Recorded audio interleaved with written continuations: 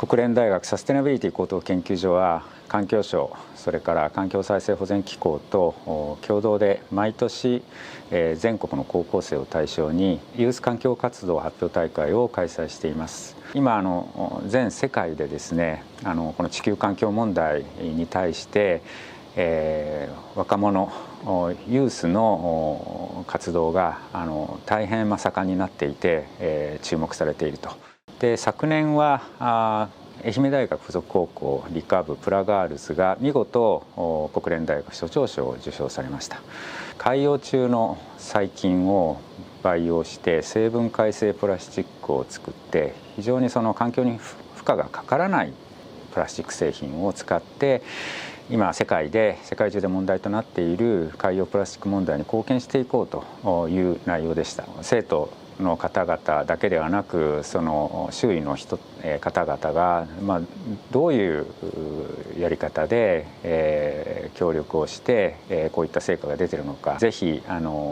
現地を訪れて、直接インタビューをしたいというふうに考えたことがきっかけです。私は村上ひなたです。愛媛大学附属高等学校に通う学生です。現在高校の理科部で海洋マイクロプラスチック汚染を解決するための研究に取り組んでいます。私はこの研究活動を通して美しい海を守ることに貢献することを誓います。大学でも研究を続け、将来は人々の役に立つ研究者になることを誓います。私は近藤桃香です。愛媛大学附属高等学校に通う学生です。現在高校の理科部で海洋マイクロプラスチック問題解決へ向けての研究を行っています。私はこの研究活動を通して SDGs に貢献することを誓います。今後、大学で環境について学び、社会に貢献できる人になります。私は松本うららです。愛媛大学附属高等学校に通う学生です。現在、高校の理科部で海洋性細菌によるマイクロプラスチック削減への研究を行っています。これからもっとこの研究を発展させていって、プラスチックを使い続けながら環境を守っていける社会に貢献することを誓います。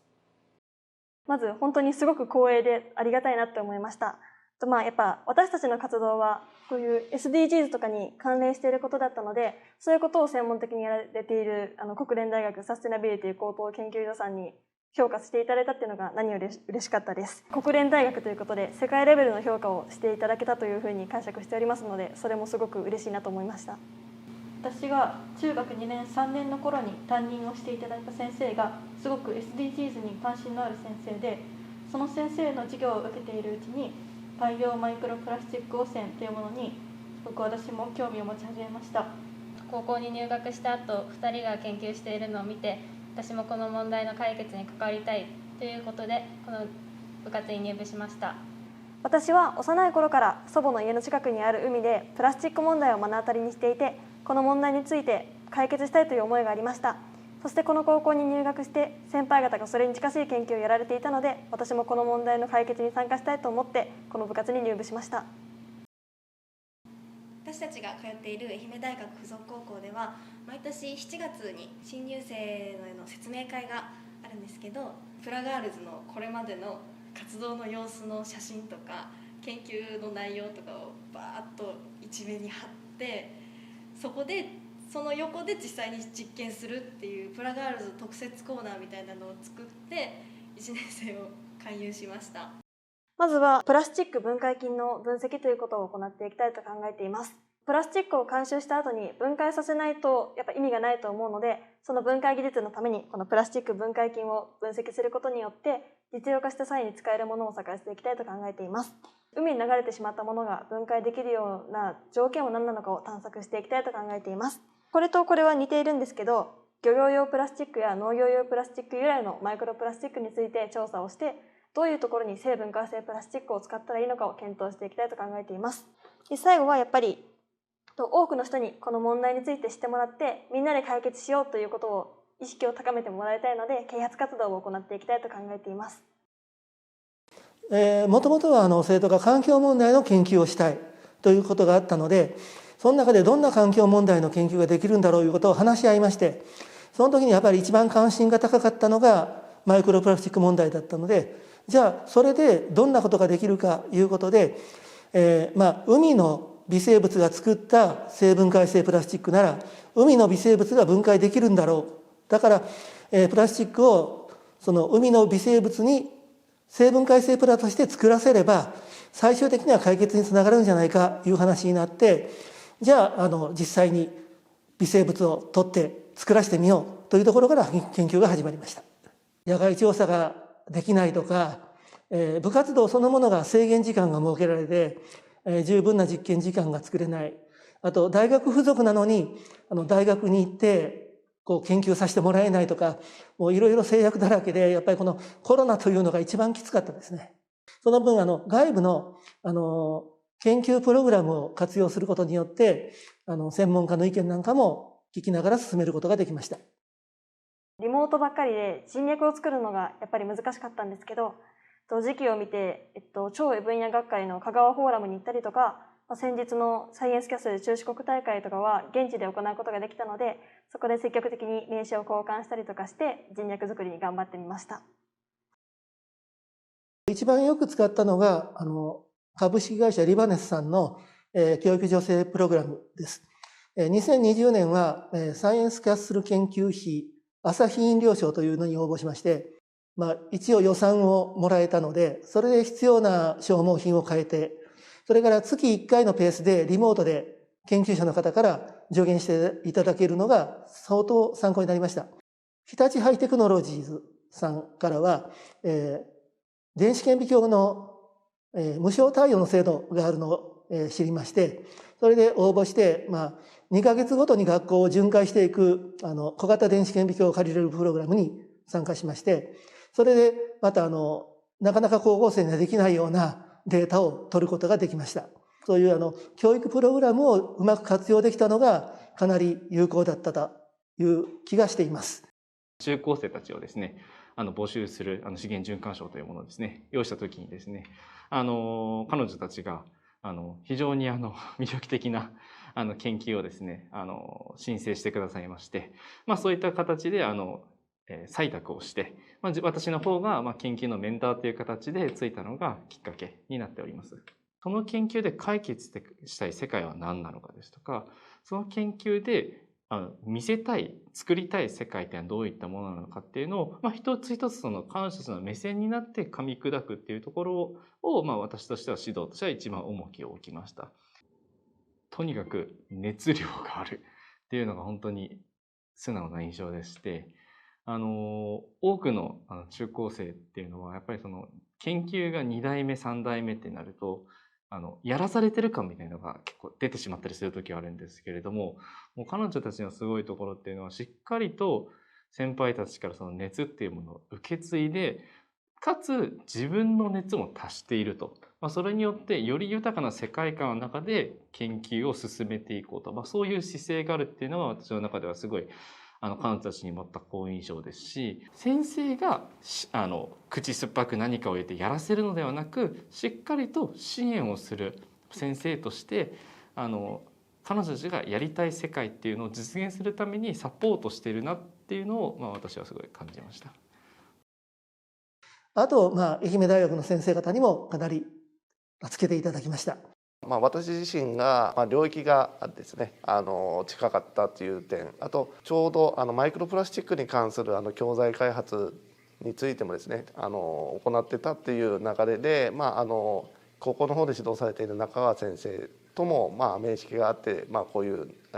形になりました。しっかりと自分の行ってきた観察実験等の意義とかそういうことをきちっと把握して、で研究者も含めた、発表を見てもらう人たちにうまく伝えるコミュニケーション能力が高いというところをすごく感じました。場の設定が重要だと思います。子どもたちが自分で課題を解決し、それを発信するという場を愛媛県の方では県教育委員会と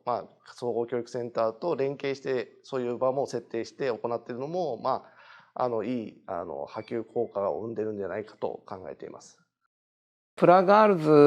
の2名は愛媛大学で実施しているグローバルサイエンスキャンパスという高校生を対象にした理系人材育成プログラムの受講生として、指導をしてきました。具体的にはですね、2ヶ月に1回ぐらい研究の進展状況っていうのを報告してもらう。その時にやっぱりロジカルにおかしいところとかですね、アピールが足りないところとか、そういうところは積極的に指摘して、それをまた彼女たちが直すという、そういうやり方で、主にプレゼンの方の指導はしてきました。だから研究の方の指導に関して言うと、本来の研究として必要なデータで足りないものとかもやっぱりありますので、そのあたりをサポートする形で、大学のいろんな分析機器とか、測定機器を使って、新たなデータを付け加えるって、そういうものを、1年半かけて、プラガールズに指導をしてきたと。いろんな情報を提供したりとか、そういうことを常々高校の先生と大学の先生との間でやり取りをしてたということもあって、相乗的に研究を進化させてきたっていうところが良かったんじゃないかなというふうに思っております。研究者の方にお話を伺ったりとか、企業にお話を伺うことによって、私たちの研究に足りていないところや、製品化するには何が必要なのかということを教えていただきました。やはり高校生はそんなに視野が広くないので、国際的な世界的な視点からいろんな情報提供をしていただくのが一番ありがたいことだと思っています。またどうしても地方の高校などはなかなか人脈とか、広げていくことができません。そういう点で全国で活動している同じような高校生とのつながりを作るきっかけみたいなものを設定していただくととても助かります。今回この全国ユースのこの発表会なんかはそういう点ではとても助けていただいた大会だったと思っています。やはり国際機関と連携することで日本のみならず世界に発信するということが、これからですね SDGs を推進する上でも非常に重要だと思います。やはりそういう場を国際機関が積極的にやはり提供してもらえるというのは今の子どもたち非常にいい環境になっているんじゃないかと考えます。国連大学にはですね、やっぱり高校生できた中学生の頃から何らかの形で異文化の人と交流をするチャンスを持ってあげていただけたらと。自分ごとに腑に落とさせるようなプログラムだったりプロジェクトだったりとかっていうのを、例えば同じ実際の課題で苦しんでいる現地の中高生たちとかと一緒に解決するような、企業と一緒に解決するようなプロジェクトとかを作っていただけると、我々としては非常に嬉しいなというふうに思っております。皆さん大変研究能力、それから研究に対する意欲が非常に高いと。発想であったり継続的に一生懸命研究を続けるっていうのは特にコロナ禍でですね難しい状況だったと思いますけれども、そういった困難にも負けずにですね見事成果を出してきたと。大人の人たち、特にですね担任の中川先生の指導力、リーダーシップにも強い感銘を受けました。例えば彼女たちの視野を広げるためにですね県内のプラスチックの発生源について調査をやってみてはというようなサジェスションをしたり、あとは研究資金をですね民間からもらうために申請をして獲得する、そういった調整も陰で支えておられた。さまざまなパートナーシップの下でこのプラガールズの研究活動が進められて大きな成果につながったというふうに思っています。でこのパートナーの方々はですね単にこういった高校生に教えるというだけではなく、彼らにとっても共通のといいますかメリットがあったと。ですので高校生自身の能力意欲に加えて、担任の先生、それからさまざまなパートナーとの連携というものが相まって今回の成果が出たということが分かりました。身近なところにですね関心を持ってもらう。で次にですね全国レベルでですね、広げていく。別々の場所に住んでいる高校生がお互いにその学び合うと、そのようなその展開がとても重要になってくると思います。でそのスケールアップはですね単にその空間的なスケールアップだけではなく、他の環境分野への関心ですとか、あとはそ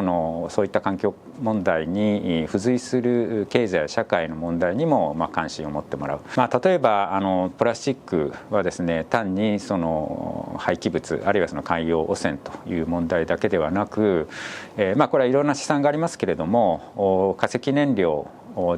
の燃焼によって排出される温室効果ガスの 5% から 6% がそのプラスチックの製造過程で発生するということも言われておりますので、これはすなわちこのプラスチックの問題というのは気候変動問題とも関係してきていると。